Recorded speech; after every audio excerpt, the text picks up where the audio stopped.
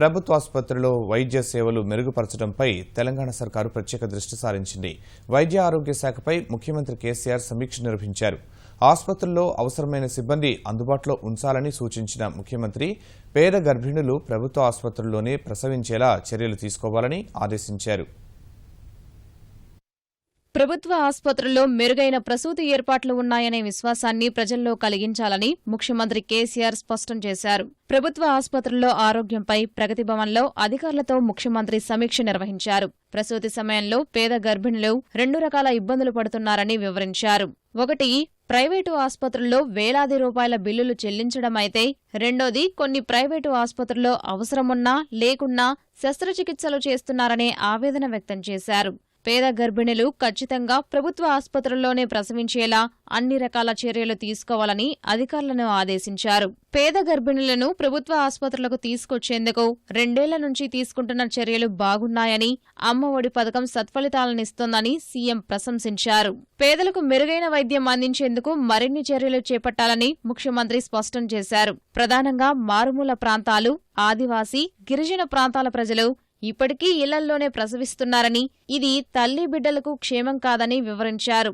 ఈ విషయంలో పెద్ద ఎత్తున అవగాహన కార్యక్రమాలు చేపట్టాలని, సాంస్కృతిక సారథి ద్వారా ప్రచార కార్యక్రమాలు నిర్వహించాలని సూచించారు. ప్రభుత్వ ఆసుపత్రుల్లో ప్రసవించిన వారికి ప్రోత్సాహకాలు అందించాలని సూచించారు. గర్భిణిగా ఉన్న సమయంలో వారు కూలీ, వ్యవసాయం, ఇతరత్రా పనులు చేసుకోలేరని, తగినంత ఆర్థిక సాయం అందించేందుకు సర్కారు సిద్ధంగా ఉందని స్పష్టం చేశారు. ఆరోగ్యలక్ష్మి ద్వారా ఓ పూట పౌష్టికాహారం అందిస్తున్నప్పటికీ వారికి మరింత సాయం అవసరమని అభిప్రాయపడ్డారు. ప్రసవం తర్వాత తల్లి బిడ్డల సంక్షేమానికి చర్యలు తీసుకోవాలని కేసీఆర్ అధికారులకు సూచించారు. బిడ్డకు 3వ నెల వచ్చే వరకు కావలసిన వస్తువులు కూడా ప్రభుత్వమే ఓ కిట్ రూపంలో బహుమానంగా అందించాలని ముఖ్యమంత్రి సూచించారు. వెంటనే ప్రతిపాదనలు సిద్ధం చేయాలని 2017-18 బడ్జెట్లోనే నిధులు కేటాయిస్తామని చెప్పారు. ఈ విషయంలో ఎంత ఖర్చైనా వెనకాడేది లేదని అధికారులకు స్పష్టం చేశారు. రాష్ట్రంలో ప్రసూతి సమయంలో శిశువుల మరణాలు లేకుండా చూడాలనే లక్ష్యంతో ప్రతి ఒక్కరూ పనిచేయాలని అధికారులను ఆదేశించారు.